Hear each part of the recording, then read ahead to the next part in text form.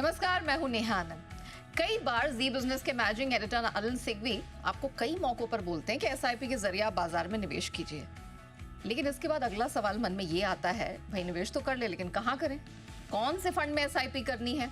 तो बस आपकी इन्हीं सारी उलझनों को दूर करने के लिए आज हम लेकर आए हैं जी बिजनेस पर एक मंथली शो की सीरीज, जिसकी शुरुआत हम आज के पहले शो से करने जा रहे हैं। यहाँ हम आपको बताएंगे कौन से म्यूचुअल फंड्स इस वक्त आपके लिए बेस्ट हैं, म्यूचुअल फंड्स के जरिए कौन से एसेट क्लास में आपको पैसे लगाने हैं, कौन से नए एनएफओस खुल रहे हैं जहां आप पैसे लगा सकते हैं। आपको निवेश का ट्रेंड भी बताया जाएगा और शो के अंत तक आपको बने रहना है, क्योंकि बहुत स्पेशल चीज आपके काम की बात आपको मिलने वाली है। तो चलिए, इन सारे सवालों का जवाब भी देने के लिए हमारे साथ जी बिजनेस के मैनेजिंग एडिटर अनिल सिंघवी जुड़ चुके हैं। शुरुआत करते हैं म्यूचुअल फंड और पर्सनल फाइनेंस के फ्लैगशिप शो म्यूचुअल फंड की मास्टर क्लास की।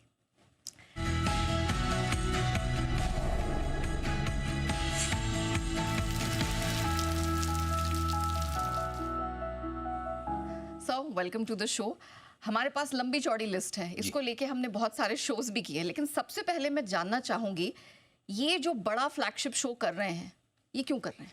देखिए नेहा, आप और मैं कई सारे शोज़ एक साथ देश भर में कर चुके हैं और आपने देखा भी होगा कि जहाँ दर्शक मिलते हैं, कहते हैं कि मार्केट के बारे में आप रोज़ बात करते हैं, स्टॉक्स के बारे में रोज़ बात करते हैं, और ख़ास तौर से जो नए दर्शक हैं, नए इन्वेस्टर्स हैं, या फिर वो इन्वेस्टर्स जिन्हें पूरा समय नहीं मिलता या समझ कम है सीधा इक्विटी मार्केट में पैसा लगाने की। मतलब आपसे स्टॉक्स तो रोज़ मिल जाते हैं, लेकिन आप कहते हैं कि नए लोगों को म्यूचुअल फंड्स के जरिए शुरुआत करनी चाहिए, एसआईपी करनी चाहिए, कुछ नए फंड ऑफर आए उनमें पैसा लगाना चाहिए, लेकिन बोले आप बताते तो हो नहीं। साल में एक आध दो बार कभी कभार नए साल पर या दिवाली वगैरह पे हमारा शो होता है, तो मैंने सोचा कि बात तो सही है।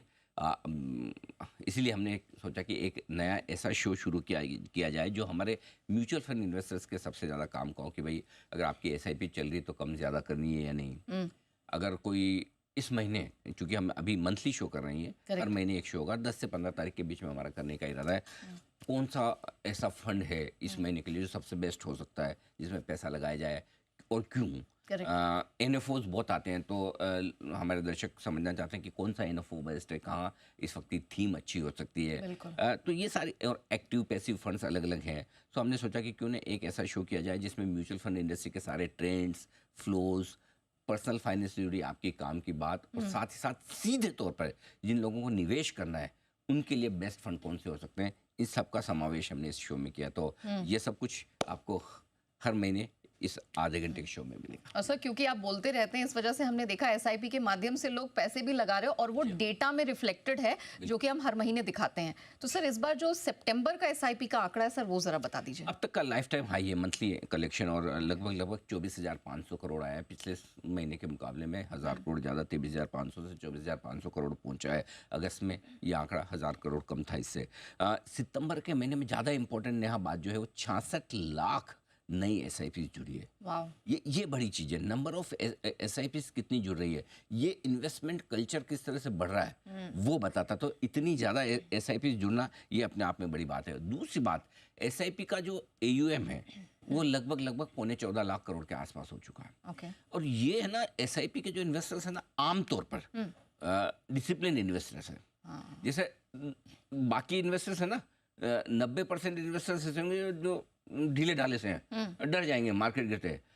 वैसे 90% इन्वेस्टर एसआईपी में ऐसे जो डट के खड़े रहते हैं। जिगरा है। हाँ, जिगरा है, टेम्परामेंट, डिसिप्लिन है ना, वो चीज़ है। सो इसलिए एसआईपी का एयूएम जितना बढ़ता है ना, वो बाजार की स्टेबिलिटी के लिए भी काफ़ी बढ़िया है। ये पैसा जल्दी से आता नहीं और जल्दी से जाता नहीं। तो अब इसमें जो ग्रोथ हो रही है ये बढ़िया। एसआईपी के अकाउंट 9.25 करोड़, लगभग 10 करोड़ तक पहुंच रहे हैं, 9 करोड़ 80 लाख हो चुके हैं। तो ये सारी चीज़ें जो है ना, बहुत इंपॉर्टेंट है कि जितने ज़्यादा एसआईपी इन्वेस्टर्स होंगे, बाजार को, म्यूचुअल फंड के फ्लोज को और म्यूचुअल फंड के एयूएम को उतनी स्टेबिलिटी ज़्यादा मिलेगी। तो ये नंबर्स बहुत बढ़िया है सितंबर के महीने के। नो डाउट सितंबर में ओवरऑल इक्विटी फ्लो थोड़ा सा घट कर आया अगस्त के मुकाबले में, लेकिन फिर भी है तो नेट इनफ्लो है, अच्छा पैसा आ रहा है, कोई दिक्कत की बात नहीं है। ओके, तो सर ये पैसा आ कहाँ रहा है, कौन से फंड हैं, कितना पैसा अट्रैक्ट कर रहे हैं सर, ये भी बता दीजिए। सब जगह आ रहा है। मतलब ऐसा नहीं कि कोई एक ही इलाके में बारिश हो रही चारों तरफ बारिश का माहौल वेल डिस्ट्रीब्यूटेड। हाँ, वेल डिस्ट्रीब्यूटेड, कहीं कम कहीं ज़्यादा, वो तो नेचुरली हो गई। जियोग्राफिकली थोड़ा बहुत कम ज़्यादा तो होता ही, लेकिन ज़्यादा पैसा जो इक्विटी में आ रहा है वो समझिए पहले। लार्ज और मिड कैप फंड, अब देखिए ये इंटरेस्टिंग कैटेगरी है। लार्ज और मिड कैप फंडों की जो कैटेगरी मिक्स है वहाँ 3600 करोड़ रुपए है, हाईएस्ट पैसा वहाँ पर आया है। मल्टी कैप फंड, तो लार्ज मल्टी कैप फंड में भी करीबन 3500 करोड़ है और फ्लेक्सी कैप फंड में 3200 करोड़, लगभग तीनों में बराबर है। इसका मतलब क्या है? एक, इन्वेस्टर्स मल्टी कैप और लार्ज कैप और मिड कैप शेयर ज़्यादा पसंद कर रहे हैं। हाँ, मल्टी कैप और फ्लेक्सी कैप फंड्स में भी ज़्यादा इस वक्त इन्वेस्टमेंट लार्ज कैप्स की तरफ है। Of course. तो यहाँ पर दोनों कैटेगरी के जो फंड्स हैं उसमें इन्वेस्टर्स ये चाहते हैं कि फंड मैनेजर अपनी मर्जी से लगा ले पैसा। फ्लेक्सी कैप में तो उसे पूरी सुविधा है ही है, फंड मैनेजर को अपनी मर्जी से लगाए। सो ये है। स्मॉल कैप में 3000 करोड़ का लंबे थोड़े समय के बाद, गैप के बाद स्मॉल कैप फंड्स में फिर से इंटरेस्ट आया, थोड़ा करेक्शन हो गया, तो वहाँ पर भी अच्छा इंटरेस्ट है। तो ये इक्विटी वाले फंड जो 3-4 हैं, ये बहुत बढ़िया यहाँ पर पैसा आ रहा है। अब आइए हाइब्रिड फंड, जिसमें इक्विटी और इक्विटी के अलावा कुछ और दूसरी एसेट क्लास भी, मसलन की डेट और दूसरे assets. Multi asset allocation fund ये 4000 करोड़ लेकर आया है। देखिए, इक्विटी के लार्ज मिड कैप से ज़्यादा पैसा मल्टी एसेट एलोकेशन फंड में आया है और आगे मैं इस पर विस्तार से बातचीत भी करूंगा। सेविंग स्कीम्स में 2270 करोड़ के आसपास का आया है, वो ठीक है। ये इक्विटी रिलेटेड जो फंड्स का है उसमें दो चीज़ें सबसे इंपॉर्टेंट है। एक, लार्ज कैप, मिड कैप और फ्लेक्सी कैप फंड्स की तरफ रुझान ज़्यादा है, और दूसरा मल्टी एसेट एलोकेशन की तरफ। ओके सर, ये बात तो हो गई इक्विटी और मल्टी एसेट एलोकेशन फंड की, लेकिन डेट फंड, वहाँ पैसा आ रहा है? डेट फंड में पैसा आ रहा है और बहुत अच्छा आ रहा है। अच्छा। यहाँ देखिए, इन दोनों से ज़्यादा कॉर्पोरेट बॉन्ड फंड में 5000 करोड़ से ज़्यादा है। और ये देखिए, अब अमेरिका में ब्याज दरें घटना शुरू हो चुकी है, इवेंचुअली भारत में भी घटेंगी। अब वक्त की बात है। अब लोगों को लग रहा है दो जगह भारत में पैसा बनेगा डेट इन्वेस्टर्स के लिए। एक, कॉर्पोरेट बॉन्ड्स में, क्योंकि हमारे इस बार क्या है कि है ना, हमारी कंपनी की बैलेंस शीट बड़ी मजबूत है, फाइनेंशियल सिचुएशन बहुत अच्छी है। तो ऐसे में ना कॉर्पोरेट डेट में रिस्क कम है। देखो, खत्म तो कभी नहीं होती, ऑफ कोर्स, कम है। और उस लिहाज से कॉर्पोरेट डेट फंड में थोड़ा सा रिटर्न गवर्नमेंट सिक्योरिटीज के मुकाबले में ज़्यादा बनता है। Correct, right. तो इसलिए कॉर्पोरेट बॉन्ड फंड्स में अच्छा पैसा आ रहा है। गिल्ड फंड यानी कि गवर्नमेंट सिक्योरिटीज फंड, जितने लॉन्ग डेटेड फंड हैं, जितनी लंबी 2020 साल की, 25 साल की, 30 साल की मैच्योरिटी वाले, उनमें लोग ज़्यादा पैसा लगा रहे हैं और वहीं लगाना भी चाहिए। जितनी लंबी ड्यूरेशन है फंड की, ड्यूरेशन का मतलब ये नहीं कि ये फंड 20 साल 30 साल का ना, इस फंड के पास जो गवर्नमेंट सिक्योरिटीज खरीदी हुई, इसकी मैच्योरिटी कब की है? 10 साल की है, 20 साल की है, 25 साल की है, 22 साल की, 30 साल की, उससे एवरेज मैच्योरिटी जो निकालते हैं ना, तो long duration fund, government securities fund और कॉर्पोरेट बॉन्ड फंड, ये इस वक्त बाजार को बहुत पसंद आ रहे हैं डेट इन्वेस्टमेंट के लिहाज से। मतलब आपके पास अब कोई बहाना नहीं है कि हम पैसा कहाँ लगाएं, हमारे पास तो अपॉर्चुनिटी नहीं है, आपके पास ऑप्शंस की भरमार और है। डेट में जिनको पैसा लगाना है, यही जोड़ना चाहता हूँ कि अगर आपको हल्की सी एक नॉच एक्स्ट्रा रिस्क लेनी है, हाँ, तो आप लगाइए कॉर्पोरेट बॉन्ड फंड में। ओके। और एकदम रिस्क फ्री वाला लगाना है, गिल्ड फंड में लगाइए। गिल्ड फंड में जिस फंड के मैच्योरिटी पीरियड सबसे ज़्यादा हो उसमें लगाइए। चलिए, तो सर ने आपको ऑप्शंस भी बता दी कि कहाँ कहाँ पर आप किन किन सेक्शंस में आप पैसा लगा सकते हैं। लेकिन क्योंकि हम सीरीज में ये शो कर रहे हैं और सिंस ये सीरीज का पहला शो है, हम माइक्रो एसआईपी के साथ कर रहे हैं शुरुआत। तो सर, पहले तो हमारे दर्शकों को यही बता दीजिए, ये माइक्रो एसआईपी होती क्या है और फायदे क्या हैं इसमें पैसे लगाने के, कैसे करना? अब तक जो एसआईपी की जाती है 500 रुपये की जाती है। अब सेबी ये चाहती है कि 500 रुपये से छोटी एसआईपी भी आए जो 250 रुपये की हो सकती है, और इसके सेबी के इस प्रस्ताव पर म्यूचुअल फंड काम कर रहे हैं। इसको नाम दिया है माइक्रो एसआईपी, यानी कि 500 रुपये से कम वाली एसआईपी माइक्रो एसआईपी है। क्यों करना चाहते हैं? उसका सबसे बड़ी चीज़ है कि जिन लोगों की कमाई कम है, जिन लोगों की सेविंग कम है, वो भी एक बार म्यूचुअल फंड में एसआईपी की शुरुआत कर सकते हैं। दूसरा, आप छोटा छोटा पैसा बनाकर भी बड़ा कॉर्पस बना सकते हैं और अपना इन्वेस्टमेंट गोल हासिल कर सकते हैं। तीसरा, इक्विटी में लोग पैसा इसलिए बनाते हैं कि ये इन्फ्लेशन, महंगाई से ज़्यादा कमाई करके देता है लॉन्ग पीरियड में। तो इसलिए महंगाई की सबसे ज़्यादा मार तो लोअर लेवल्स के लोगों पर पड़ती है, जिनकी कमाई कम है, बचत कम है। तो वो क्यों ना ऐसा इन्वेस्टमेंट करें जिससे उनके महंगाई का जो उनका खतरा है वो कम हो। इसलिए महंगाई को कंट्रोल करने के लिहाज से भी ये बढ़िया है। एक और इंटरेस्टिंग चीज़ है कि आप 250 रुपये में क्या खरीद सकते हैं? कुछ भी नहीं। लेकिन एक 250 रुपये की एसआईपी से आप एक डाइवर्सिफाइड पोर्टफोलियो ले सकते हैं। वो निफ्टी की 30 स्टॉक एक साथ खरीद सकते हैं।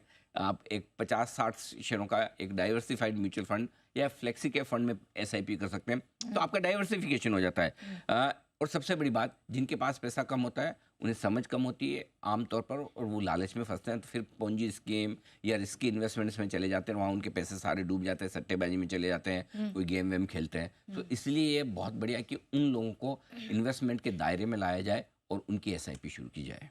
ओके सर, ये तो आपने इसके फीचर्स समझा दीजिए, लेकिन अब मैं आपकी एडवाइस, आपका टेक जानना चाहूँगी, ये रिस्की है या अच्छे मौके हैं इसमें? देखिए, इक्विटी में जब आप पैसा डालते हैं रिस्क तो हमेशा होती है। आप ये कह ही नहीं सकते कि रिस्की नहीं है, क्योंकि ये एफडी नहीं है, राइट। तो रिस्क तो हमेशा रहती है, मार्केट की रिस्क, लेकिन मार्केट की रिस्क हमेशा शॉर्ट टर्म में होती है, लॉन्ग टर्म में वो रिस्क समय के साथ खत्म होती जाती है, राइट। सो लेकिन माइक्रो एसआईपी, इसका सबसे बड़ा फायदा ये कि ये लोगों में नियमित बचत और नियमित निवेश का एक मौका दे रही है, आदत बना रही है। हैबिट। ये हैबिट होनी बहुत जरूरी है। छोटी बचत करने वाले लोगों को भी फायदा मिल रहा है, राइट। कम पैसे में आप एक अच्छा पोर्टफोलियो बना रहे हैं, और जैसे जैसे आपकी समझ बढ़ेगी, नॉट ऐसे कि जो आदमी माइक्रो एसआईपी कर रहा है उसकी कैपेसिटी 250 रुपए की है, करेक्ट। हो सकता है कैपेसिटी बड़ी हो, लेकिन एक बार वो टेस्ट तो करे, समझ तो आए, और जैसे जैसे उसकी समझ बनेगी, उस समझ बनने के साथ साथ उसको अपना पैसा भी बढ़ाएगा, कॉन्फिडेंस भी आएगा। जी। तो मुझे लगता है कि ये इसको एक यूं कहें कि एक कम समझदार निवेशक को एक रिस्की प्रोडक्ट देने की रिस्क जो है वो ना समझे, ये समझे कि ये एक निवेश का बढ़िया मौका छोटे इन्वेस्टर्स को भी दिया जा रहा है। ओके, चलिए, तो बेहतरीन मौके हैं और आप कह सकते हैं कि the first step you can take here. लेकिन आइए, अब वक्त हुआ है हमारे इस खास शो, इस खास सीरीज में फंड ऑफ द मंथ का।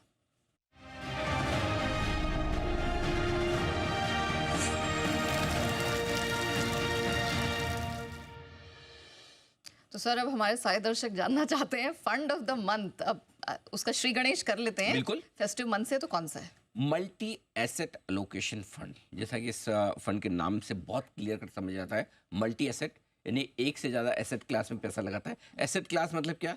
जैसे इक्विटी एक एसेट क्लास है, फिक्स इनकम एक एसेट क्लास है, रियल एस्टेट एक एसेट क्लास है, गोल्ड एक एसेट क्लास है, इनविट्स, रीट्स, ये सब अलग अलग तरह की एसेट क्लास होती है, इनमें पैसा लगाया जाता है। सो मल्टी एसेट एलोकेशन, अलग अलग तरह की एसेट क्लास में पैसा लगाते हैं। ये फंड कम से कम 3 तरह की एसेट क्लास में पैसा लगाए, मिनिमम 3 से ज़्यादा भी हो सकते हैं, जिसमें इक्विटी, डेट और गोल्ड आमतौर पर इन तीनों में मिलाकर पैसा लगाया जाता है, ठीक है। इसका नियम है कि हर एक एसेट क्लास में मिनिमम 10% पैसा लगाना ज़रूरी है, ठीक है। ज़्यादातर इक्विटी, डेट, गोल्ड में होता है। और इसमें जो फंड आपको पसंद करने हैं, जिनमें आपको पैसा लगाना है, उसमें एक चीज़ ध्यान रखनी है, क्या? मिनिमम जिस फंड का पैसा 65% या इससे ज़्यादा, 65% या इससे ज़्यादा इक्विटी में जाता है, उसी देखो मल्टी एसेट एलोकेशन फंड 2 तरह के होते हैं। एक वो फंड जो 65% से ज़्यादा इक्विटी में पैसा डालते हैं, दूसरे वो फंड जो 65% से कम डालते हैं। आपको उन फंड में पैसा लगाना है जो 65% से ज़्यादा डालते हैं, ये ध्यान में रखें। तो ये इनकी 5 एसेट क्लास जो है, इक्विटी, गोल्ड, डेट, रीट्स और इन्वेस्ट, इनमें आपको ये देखना है कि ये इक्विटी वाला जो पोर्शन है, इसमें मिनिमम 65% होना चाहिए। ओके, तो मल्टी एसेट एलोकेशन फंड है, फंड ऑफ द मंथ। लेकिन इसमें मेरी टैक्स लायबिलिटी क्या है? हाँ, इसीलिए अब समझ में आएगा आपको टैक्स लायबिलिटी के लिए क्यों मैं 65% के पीछे पड़ा हूँ। ये इक्विटी में होना जरूरी है। जैसे ही 65% से ज़्यादा पैसा आप इक्विटी में डालते हैं और मेंटेन करते हैं, आपके फंड का जो वो है ना टैक्सेशन, इक्विटी फंड की तरह होता है। और इक्विटी फंड में फायदा क्या है? 1 साल में आपका लॉन्ग टर्म हो गया। एग्जैक्टली। और टैक्स कितना लगा? 12.5%। अगर आप नॉन इक्विटी फंड है, अगर 65% कम इक्विटी है, तो आपका 2 साल बाद लॉन्ग टर्म होगा, राइट। तो आपके 1 साल में लॉन्ग टर्म होगा। और अगर शॉर्ट टर्म में आप पैसा निकालते हैं, 1 साल होल्ड किया तो लॉन्ग टर्म हो गया, शॉर्ट टर्म, और टैक्स भी आपका 12.5% लगा। लेकिन अगर शॉर्ट टर्म में पैसा निकाल रहे हैं और ये इक्विटी वाला फंड है, मल्टी एसेट, तो टैक्स कितना लगेगा? सिर्फ 20%। यही अगर आपका 65% से कम इक्विटी वाला है, तो टैक्स लगेगा आपकी जो हाईएस्ट स्लैब उससे। इसलिए आपको ये ध्यान रखना है, मल्टी एसेट एलोकेशन फंड में उसी फंड में पैसा लगाना है जिसको इक्विटी फंड की तरह कैटेगरी किया गया है, ठीक है। ज़्यादातर फंड वैसे इसी कैटेगरी में है, कोई दूसरे भी है। निवेश करने के पहले आपको चेक कर लेना है, ठीक है। और जिनमें 65% इक्विटी है उसमें पैसा लगाना है, ताकि आपका कैपिटल गेन टैक्स बच सके। नहीं तो 65% से कम वाले में लगाएंगे तो कैपिटल गेन टैक्स से ज़्यादा लग जाएगा, बस उतना ध्यान रखें, ठीक है। तो मल्टी एसेट एलोकेशन फंड इस महीने का फंड है, इसको आपको ध्यान में रख के चलना है। लेकिन सर, अब आपको कौन से पसंद है? आपने कौन सा दर्शकों के लिए स्पॉट किया? मैंने 2 चुने, एक जिसका AUM बहुत बड़ा है, अच्छा खासा है, established, ICICI Pru multi asset allocation fund, ठीक है, 48,000 करोड़ का AUM है, वो एक बढ़िया फंड है। और दूसरा जिसका कम है, 7,300 करोड़ के आसपास, कोटक का मल्टी एसेट एलोकेशन फंड। इन दोनों में आपको जो पसंद आए, या दोनों में आप थोड़ा थोड़ा लगा सकते हैं, कोई दिक्कत नहीं। ओके, चलिए। और ये दोनों इक्विटी फंड है बाय द वे, तो इसमें टैक्सेशन के लिहाज से आपको चेक करने की जरूरत है, चेक किया हुआ है। बिल्कुल, तो सर ने आपके लिए भी वो होमवर्क कर दिया है, अब आपको ध्यान देने की जरूरत नहीं है। लेकिन ध्यान में रखिएगा जो सर ने आपको फीचर्स बताए। आइए अब बढ़ते हैं आगे, और वक्त हुआ है NFO ऑफ द मंथ का।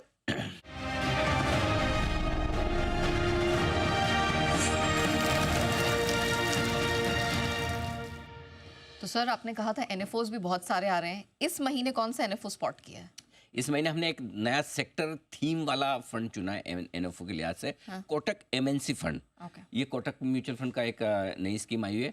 और नया मैं बता दूं, क्योंकि मैं तो मार्केट पर भी पकड़ रखता हूँ, थोड़ी बहुत देखता रहता हूँ, तो मुझे लगता है कि एमएनसी स्टॉक्स बड़े रेडार में और फ्लेवर में आ रहे हैं। अच्छा। और ये अंडर परफॉर्म किए मार्केट की पूरी तेजी में।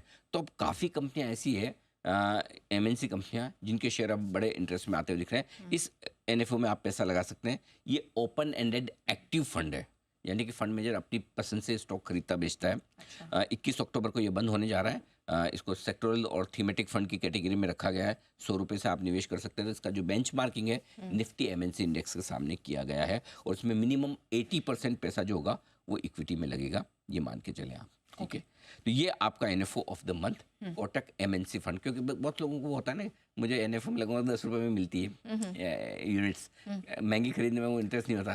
तो एनएफओ के लिहाज से ये एक एनएफओ है जिसमें आप पैसा लगा सकते हैं। सर चलिए, कोटक एमएनसी फंड तो एनएफओ ऑफ द मंथ हो गया, लेकिन और कौन कौन से ये हैं एनएफओस हैं जिस पर नजर रखनी है? टंग ट्विस्टर है। 4 और हैं, इसमें से पहले 3 बता दूं मैं आपको। हाँ। क्योंकि 3 ये कि ये तीनों के तीनों पैसिव फंड है। ओके। पैसिव फंड क्या होते हैं पहले समझ लीजिए। पैसिव फंड किसी इंडेक्स को ट्रैक करते हैं, और उस इंडेक्स में जो भी स्टॉक है जिस अनुपात में है वैसे के वैसा पैसा लगता है। उसमें फंड मैनेजर अपना दिमाग नहीं लगाता। ओके। जैसे निफ्टी है, तो निफ्टी में 50 स्टॉक है, और 50 स्टॉक का जो वेटेज है वैसे का वैसा इन्वेस्टमेंट हो जाएगा।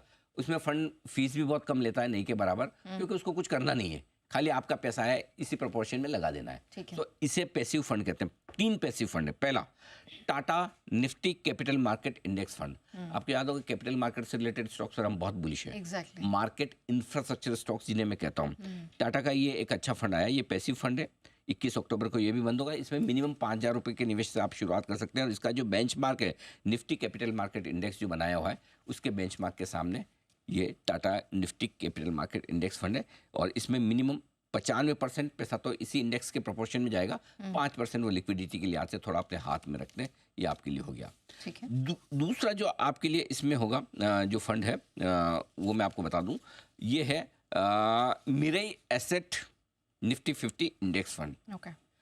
जैसे इसके नाम में क्लियर कट है, इसमें दिमाग लगाने की जरूरत नहीं। पहला तो ओपन एंडेड फंड है ये, जब भी आप चाहें खरीद सकते हैं, लेकिन है पैसिव फंड, यानी कि ये निफ्टी 50 इंडेक्स फंड में इंडेक्स में पैसा लगाएगा। 5,000 रुपये से आप एप्लीकेशन किए। सिंपल जो निफ्टी के 50 स्टॉक हैं उसी प्रोपोर्शन में आप निफ्टी फ्यूचर खरीदो या निफ्टी का ETF खरीदो या इस फंड में पैसा लगाओ, सेम चीज़ है। ठीक है। कोई फर्क नहीं है। ठीक है। तीसरा? तो कभी आपको लगे कि भाई मुझे तो कहाँ में ये दिमाग, मुझे खाली निफ्टी में ही पैसा लगा के छोड़ देना है या सेंसेक्स में लगा के छोड़ देना, तो उतना ही रिटर्न आएगा जितना निफ्टी कम ज़्यादा होगा, सिमिलर रिटर्न होगा। ठीक है। तीसरा ये मिरई का ही है, Mirae asset Nifty large mid cap 250 fund. तो इसमें काम की चीज़ क्या है? Large mid cap 250, large mid cap और 250। तो 250 शेयरों का एक उन्होंने पोर्टफोलियो बनाया। इसमें ये पैसिव फंड है। ये 18 अक्टूबर को बंद हो रहा है। इसमें जो आपको ध्यान में रखना है वो ये कि Nifty large mid cap 250 fund में पैसा लगेगा, और इसका जो बेंचमार्क है वो Nifty large mid cap 250 fund का एक निफ्टी का ये इंडेक्स बना हुआ है NSE का, उसी के प्रोपोर्शन में ये पैसा डालने वाला है। ये ध्यान में रखिए। सर आपने अपनी कमेंट्री की शुरुआत में कहा था पहले 3 पैसिव फंड बताऊंगा, अब वो एक्टिव फंड भी बता दीजिए। एक्टिव फंड है ट्रस्ट म्यूचुअल फंड का स्मॉल कैप फंड। ये ओपन एंडेड एक्टिव स्कीम है। इसमें कोई इंडेक्स को फॉलो नहीं किया जा रहा है। इसमें फंड मैनेजर अपनी पसंद से पैसा लगाता है। स्मॉल कैप फंड में आता है। 25 अक्टूबर को बंद हो रहा है। 1,000 रुपये के निवेश से आप पैसा लगा सकते हैं। और निफ्टी का जो स्मॉल कैप 250 फंड है उसको ये ट्रैक करता है, बेंच मार्किंग उसके सामने कि उसकी परफॉर्मेंस क्या है। मिनिमम 65% पैसा इसका इक्विटी में रहेगा तभी आपको इक्विटी का फ़ायदा मिलेगा, राइट। सो ये एक और फंड है आपका जहाँ पर आपको निवेश करने का मौका बन सकता है। जी ओके। चलिए, सर ने आपके लिए बहुत सारा होमवर्क करके डिटेल सामने रख दिए, लेकिन अब हम आ रहे हैं शो के अंत और उसके सबसे इंटरेस्टिंग पार्ट की तरफ, काम की बात।